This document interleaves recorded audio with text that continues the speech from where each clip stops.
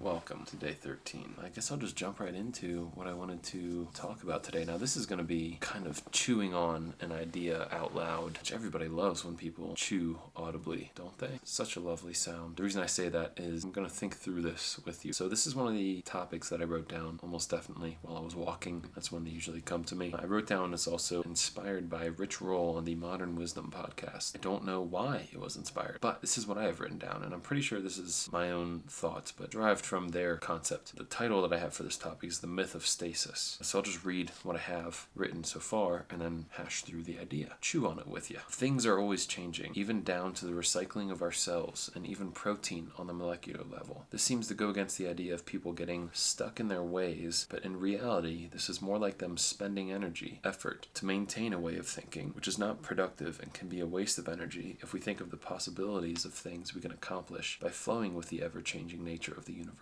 Now, one more paragraph left, but I wanted to stop there, and what really hit me here when I was reading this prior to recording this video is the whole going with the flow of the universe. It kind of reminded me of the concept of dark versus light, good versus bad, almost these competing forces, this never-ending battle of the universe that we all participate in on a daily basis, which is something that I want to emphasize strongly as a recurring theme in this podcast channel, whatever it ends up being. We all partake in that battle every day in every decision we make. And this ties also to the Stoic readings. We make these decisions to act on the better or the lesser, more evil part of us on a daily basis. And going with the flow of life is almost like participating with the light, the good, and the universe. And it's almost like that is the same force that drives life itself. Like why life is even here. It is a counterforce to entropy, which is trying to degrade, break everything. It's almost like things have a tendency to break. If you leave a house alone for 1,000 years, it's probably going to hardly be there. You can see this already from hundreds of years of buildings, especially ones made of wood. They decay, but decay is natural. It's a natural force of the universe, and this is where I'm chewing on,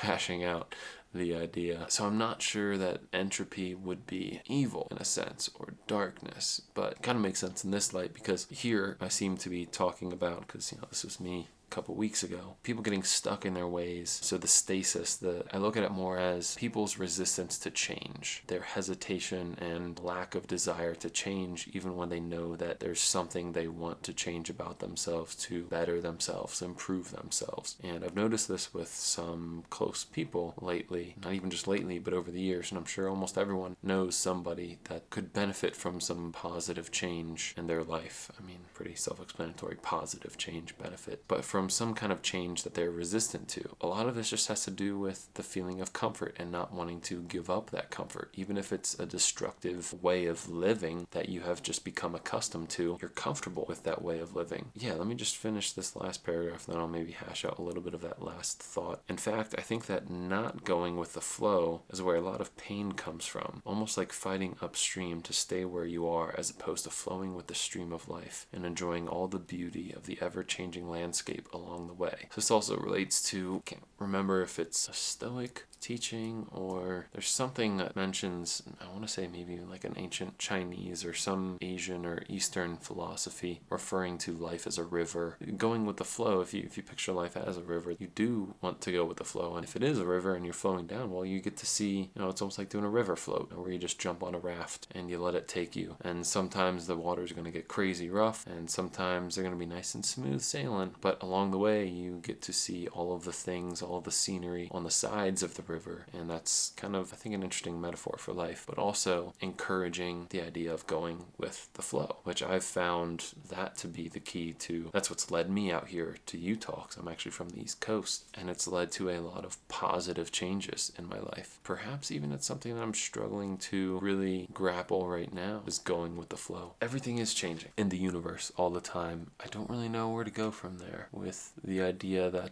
the universe has these competing forces of life, which the chances of life occurring on this planet 4.5 billion years ago or whatever it was, the odds of that happening from material just randomly colliding until single cell organisms were formed, and then they formed cell organelles, kind of like the mitochondria is this result of one cell encapsulating another cell and then incorporating that cell to work symbiotically with it, and then it's just this force that drives use biology, all life on this planet, to continue to fight against that other competing force of decay. And that might be apparent in people's resistance to change, when if you just go with the flow, it's almost like something on a deeper level of the energies that we are so childlike in our understanding of, that those energies and that flow as a driver of those energies is what will really lead us to happiness, success, just an overall successful life. And again, success I think should be measured not in wealth and fame and those kinds of things, but happiness, a feeling of purpose, a feeling of belonging, and a feeling of having some value in the world. If you just go with the flow of that universal life force that exists within all of us, that I think is even something that pervades everything on this planet, because we all come from the same planet. We all have our brains and supposedly, potentially, our souls, which I do kind of believe there is something of a soul to each individual human, perhaps even all the other life forms out there. Go with the flow. Maybe that's the main theme here. Maybe thinking this out on a video is not the best way, but hey, you gotta try.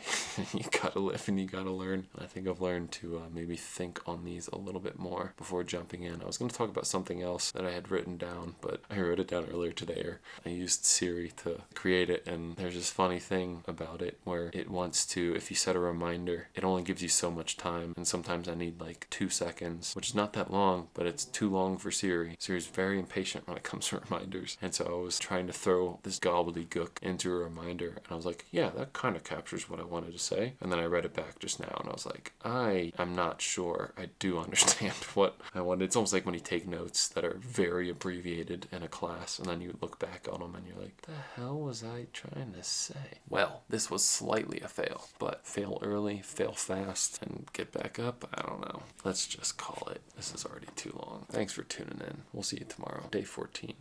Bye-bye.